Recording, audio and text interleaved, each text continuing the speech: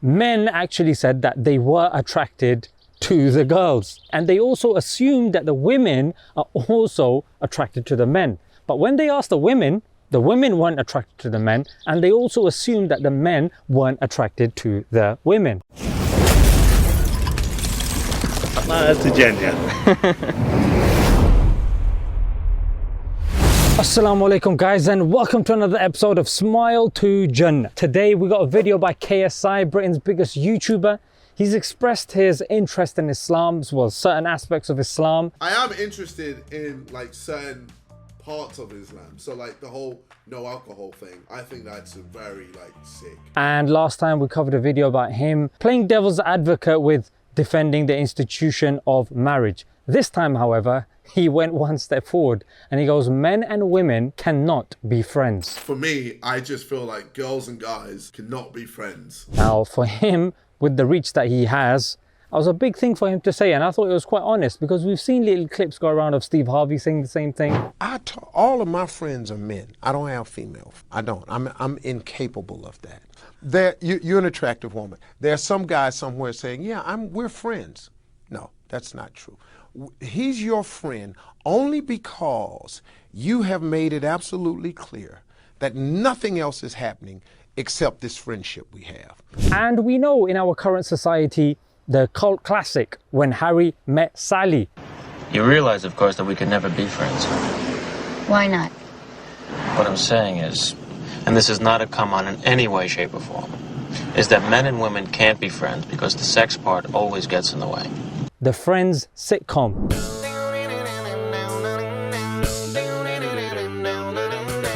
And Bollywood, Kuch Kuch Hota Hai, all of them say friendship eventually leads to love. प्यार क्या है?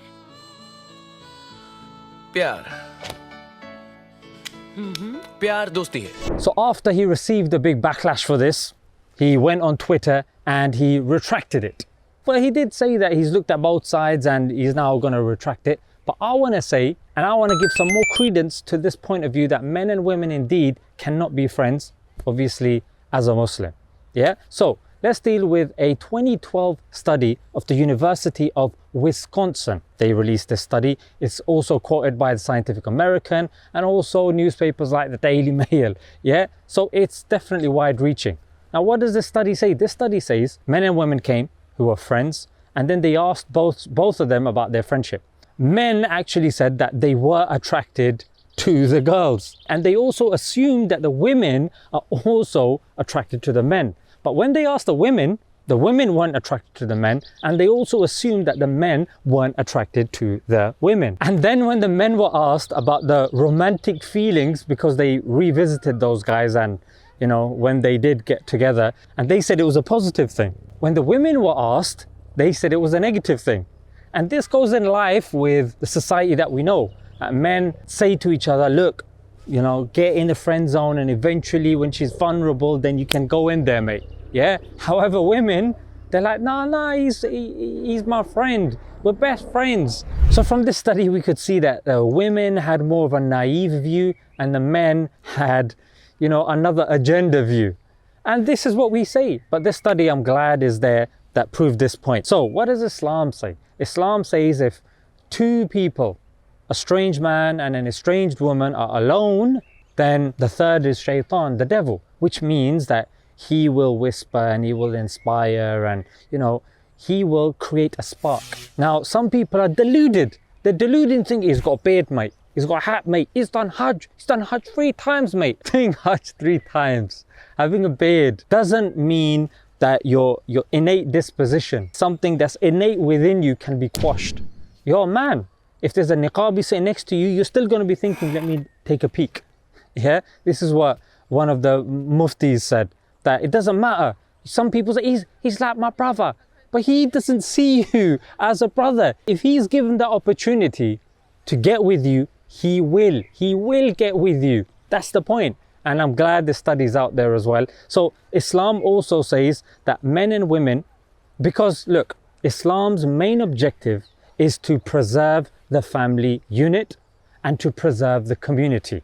How do we preserve the family unit? To get married. That's right, to get married, a husband, a wife, and children. That's preserving the family unit. Anything that comes in the way of this, be it LGBT or whatnot, Islam will have strong words to say about this, because this is priority.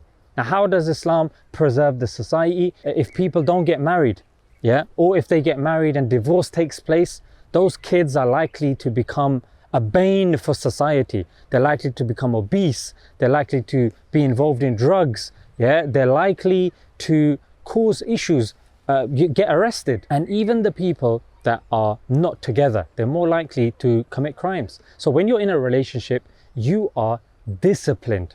Yeah, you are disciplined and you're controlled by that relationship.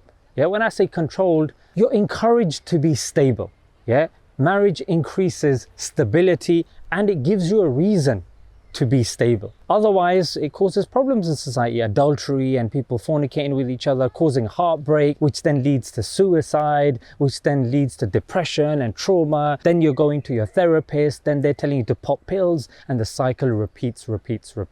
I'm sorry, but the liberal mindset and the liberal worldview is not beneficial or helpful when it comes to this. Oh yeah, love is love, mate. You can do whatever you want. Well, can I start fornicating with animals and brothers and sisters? No, I didn't mean that. Can I start doing it? You know what I'm saying? Pedophilia. What are you going to say about? No, that's not. But you just said love is love. Yeah, not over there. So love's not love then. Do you see? It breaks down. It breaks down. These sorts of things. Heartbreak is something, like I said, that eventually leads to trauma, getting a therapist, that affects your future relationships. Then when you finally do get married, what happens? Well, you project your insecurities to the to your partner, and then things start going wrong.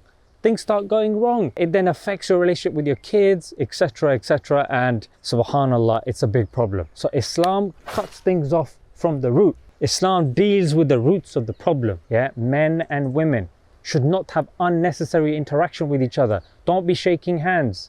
You don't even need to greet somebody unnecessarily. You see a sister, Assalamu alaikum, sister. No, you don't, that's not an obligation upon you. Yes, I want to give her dawah. No, don't give her dawah. Yeah, there's no need. Other sisters are there to give the dawah. Yeah, don't get excited. So Islam deals with the roots of the problem, and Islam is not here to compromise based upon the sensibilities of society, because that's the morality. Without religion, liberalism is the morality. Well, utilitarianism or Kantianism, whatever morality you're talking about, and that morality is to do with pleasure and pain. That is to do with people voting for what they think is correct. But people can't really trust it. I mean, people are going to be influenced by society and by the nefarious groups in society, like the corporations or the governments that want more power. Hope you guys have benefited from this. Let's leave it there. Until next time. Assalamu alaikum.